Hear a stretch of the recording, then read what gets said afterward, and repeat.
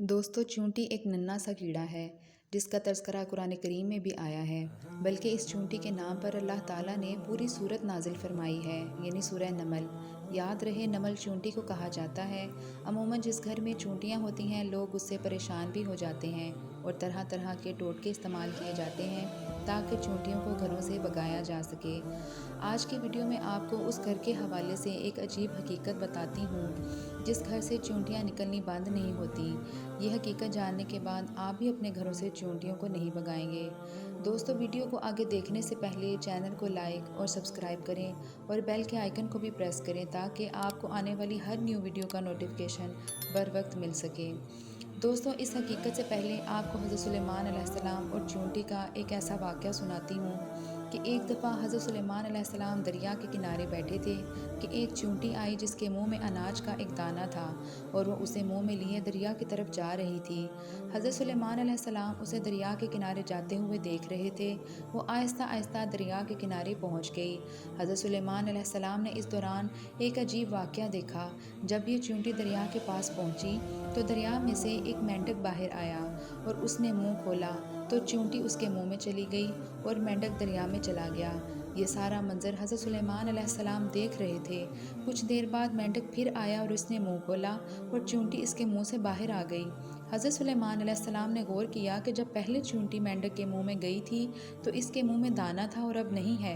तो आप जानते हैं कि हज़रत सुलेमान अलैहिस्सलाम चरिंद परिंद कीड़े मकोड़े सबसे बात कर लिया करते थे, उनकी ज़बान समझते थे। तो हज़रत सुलेमान अलैहिस्सलाम ने चूंटी को बुलाया और उससे पूछा कि ये सारा मामला क्या है, तुम मेंढक के मुंह में दाना लेकर कहाँ गई थी? तो चूंटी ने बताया कि समुद्र में गहराई में जाकर दूर एक पत्थर है और ये पत्थर अंदर से खाली है और उस पत्थर में एक कीड़ा रहता है।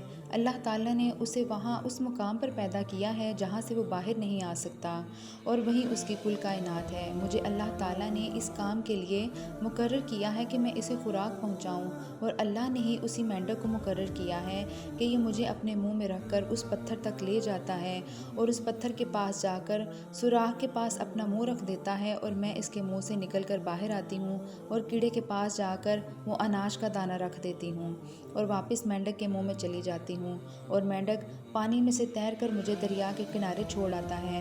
हज़रत सुलेमान अलैहिस्सलाम ने पूछा कि तुमने इस कीड़े से कोई गुफ्तगू की है जब तुम खाना लेकर जाती हो? तो चूंटी ने बताया, हाँ जी की है। तो हज़रत सुलेमान अलैहिस्सलाम कहने लगे कि कीड़ा क्या कहता है?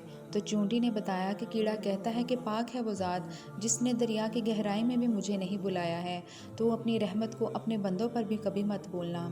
दोस्तों, ये वो वाक़या था हज़रत सुलेमान अलैहिस्सलाम का और चूंटी का। और अब मैं आपको बताती हूँ कि घर से चूंटियों का निकलना किस बात की तरफ इशारा करता है।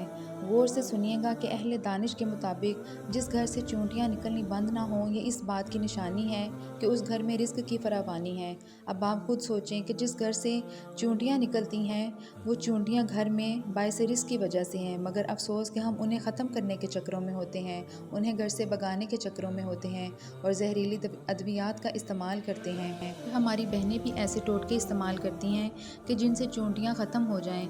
तो खुदारा ऐसा मत करें, अपने घरों से चूंटियों को मत निकालें, बल्कि ये आपके घर के रिज़्क की फरावानी की वजह से हैं। अपने हिस्से के रिज़्क के लिए आपके घर में मौजूद होती हैं। ये आपके रिज़्क की फरावानी की तरफ इशारा करती हैं। उनको देखकर उनसे दुश्मनी ना करें और उनको मारना भी नहीं चाहिए। ये अल्लाह की सबसे नन्ही मखलूक है। दोस्तों, मालूम ये हुआ कि अल्लाह ताला की तमाम मखलूक़ात अल्लाह की तस्बीह बयान करती है और अल्लाह से दुआएं भी मांगती है, मगर आज का मुसलमान गफलत में डूबा है। मैं उम्मीद करती हूँ कि आज की ये वीडियो आपको बहुत पसंद आई होगी और हज़रत सुलेमान अलैहिस्सलाम का और चूंटी का वाक़या आपको कैसा लगा, कमेंट बॉक्स में ज़रूर बताइएगा।